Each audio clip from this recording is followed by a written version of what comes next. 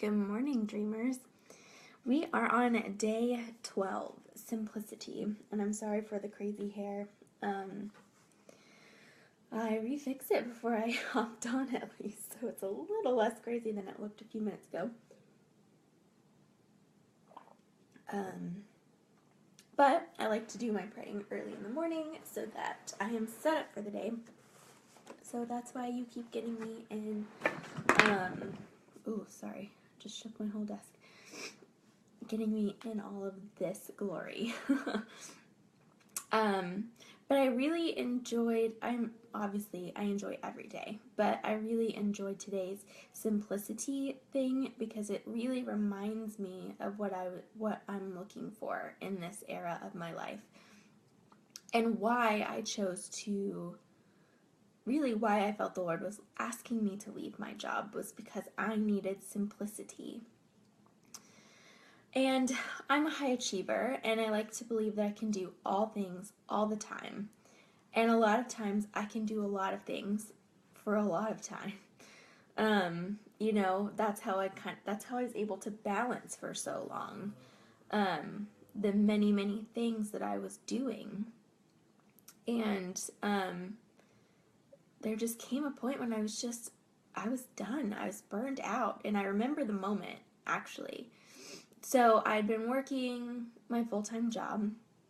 I'd been having my first business, my other business, has been around forever. Not forever, but for 3 years, so for a long time. And it doesn't take a lot of time or energy. I just kind of maintain. And then the Lord asked me to start this business earlier this year, and it's been hard. I've been squeezing in client calls in the morning, at lunchtime, and after work on Saturday mornings, just like always going, right? And it was just really challenging to keep at that pace. And I really pushed really hard. I actually went on a mission trip / work trip / vacation in June, and pushed really hard right up to the last second there because I knew that I would have some time to relax, and traveling just sort of like recharges me in a way that other things don't. But this trip was really tough. I got there and our mission trip was, rougher and didn't have as much fruit as I expected, and we were walking miles and miles a day, and like that part was just really hard. It was physically hard, and we were up early and up late, and it was just challenging and spiritually challenging because I had gotten sick one day. Hi, Amy. I had gotten sick the first day of the trip, like sick in the subway, like gross, real bad. Had to sit out, so I was just like emotionally torn down too. And then we had, then I went to Turkey to do some documentary work for the place that I work for currently, and we were only there for 3.5 days, but we did what we normally spend 8 or 9 days doing. So we were like pushed to the limit.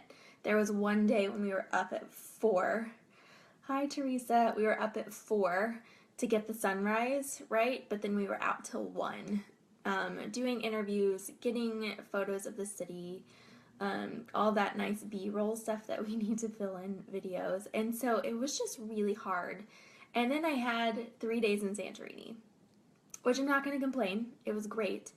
But it was during that time that I started reading a book called Essentialism. Hi, She. And it just suddenly made so much sense. I got to one page and it had like the drawing of like the tent, a circle, and it had arrows going like 1,000 ways, and then it had a circle with like an arrow going one way, and it said, where would you put your energy, right?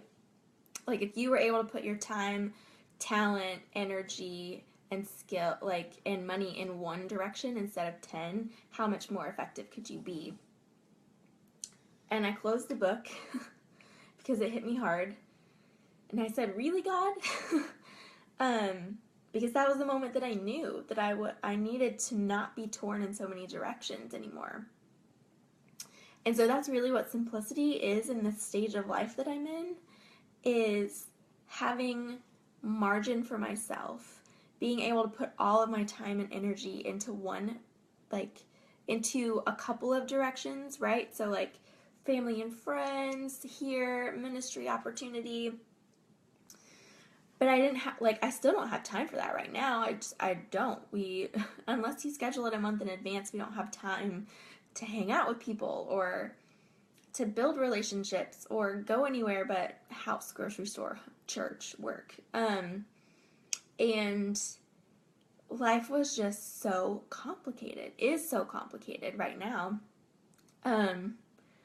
But in 3 weeks, it's going to be a lot simpler, and that's also scary because I'm used to not being simple, right?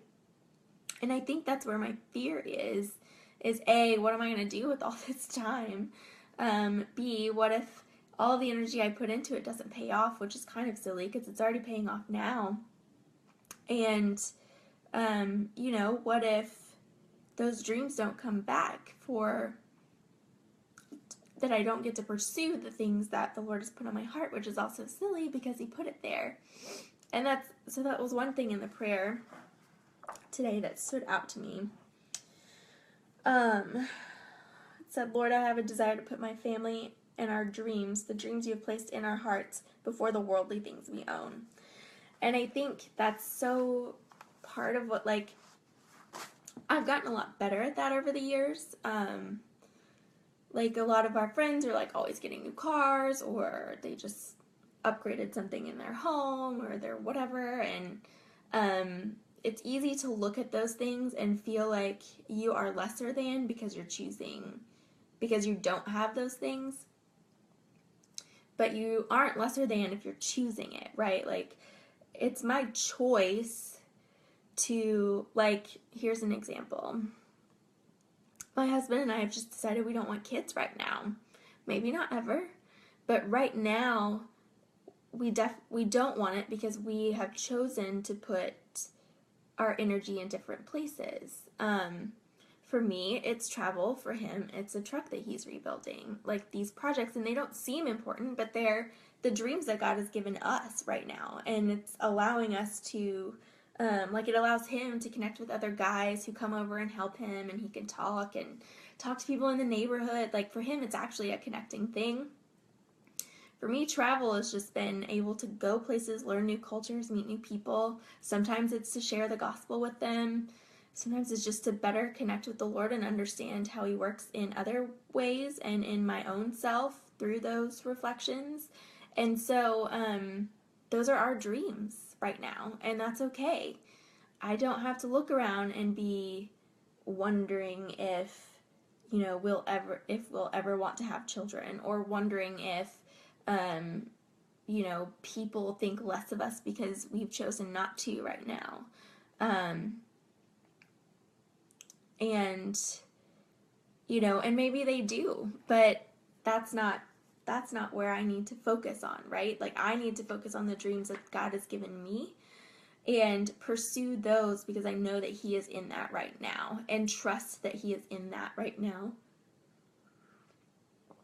And that's what simplicity is. It's focus. It's simplicity of focus, not simplicity of things. Or you don't have to become a monk. You don't have to keep to yourself or sell everything. That's not what he's asking. The things we have are fine. It's even in the prayer. It's not things that are the problem. It's when we elevate things, elevate experiences, elevate people, elevate situations in our lives to the point that they are not,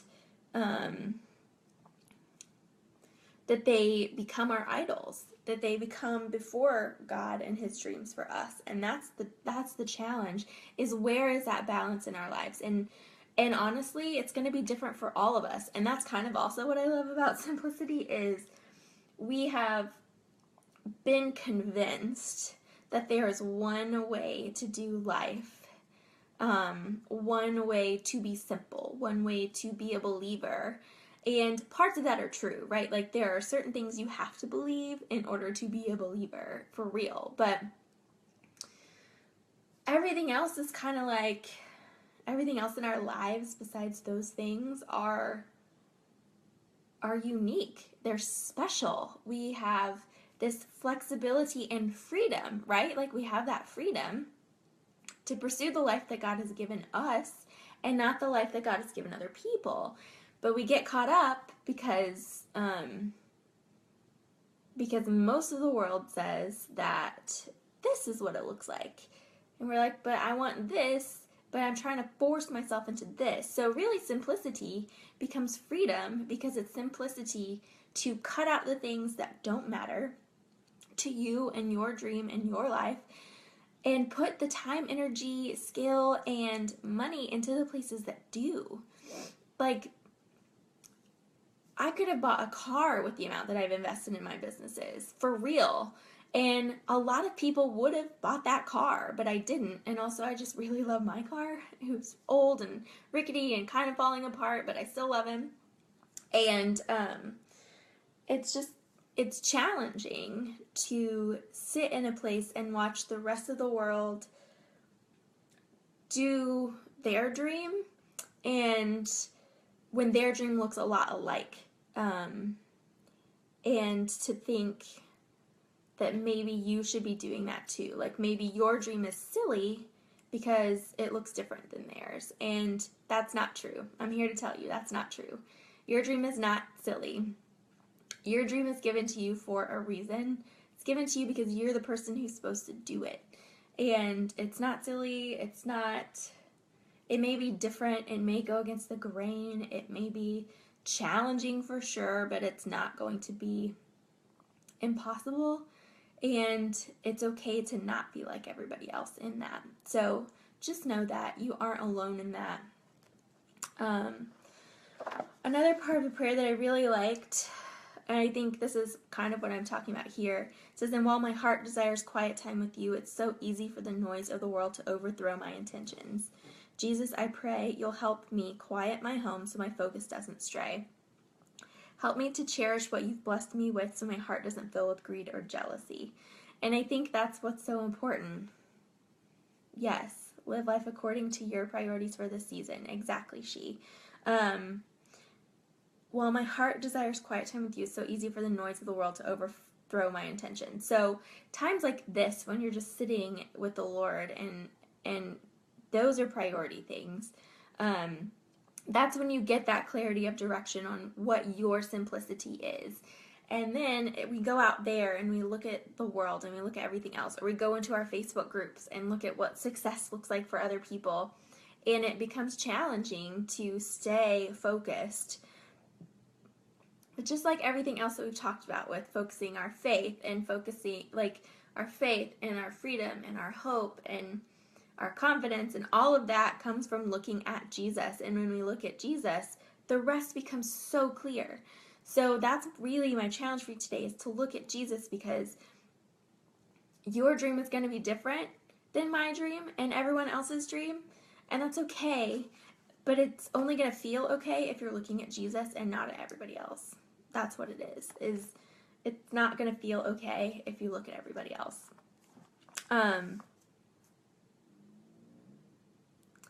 So a little bit of what I prayed today was, God, allow me to live in simplicity with my time, my home, my life, and my dreams, meaning that I only want what you have for me and not what you have for anyone else. Help me stay in my own lane with my eyes focused only on you. Help me to be content with your provision and not go looking at everyone else's. And give me peace and focus so I put my time, energy, and skill and money in the places you choose. And I think that's important. I think you guys need to, it all comes down to defining your own vision of life, right? And defining that version of success for you. So that's kind of my challenge for you today, is how can you live more simply? It's by knowing what your end game is, by knowing what your hope is, what you're working toward, what kind of life you're creating. Like, you won't know what you're looking to do until you do that. So you can't keep it simple unless you are focused your energy in the right directions. And I think that's true in business as it is in life. You know, you could be doing 1,000 things, but if they're the wrong things, it doesn't do anything for you. So just remembering what your definition of success is, what things you really need to be focused on, whether it's in your life or your business, and putting all of your energy and focus and time and funds, whatever you need, in those directions with all of your skill. And that's what glorifies God. And that's really what we're after. Is we know that the chief end of man is to glorify God and enjoy him forever, right? And we get that by being simple, by following his plan, and by doing all he asks of us. And so I just want to challenge you to get really clear on what that is. Get really clear on what that is in your life right now, and be okay with it. And then keep your eyes on Jesus as you go, because that'll make a big difference. Yeah, okay, that's all I have today. I hope that you are still praying and having a good time. That's what really matters in this. Again, I know I wish I could tell you all of the things that happened last week just because we started. I truly believe it's just because we started praying. And I started being more intentional in this time. And God really has showed up and showed me that he is at work. He is always at work. He has always been working, and even though it didn't seem like things were happening, things are happening. And now I'm actually feeling that, and it's exciting and it's beautiful, and I'm just so thankful. So I ask that you do that too, that you look around, define your success, look around you to see how God has already spoken that into your life, and praise him for it too. So define and focus and celebrate this week, at least today. And then tomorrow we are talking about serving. Ooh, that's going to be a good one. So I will see you guys later.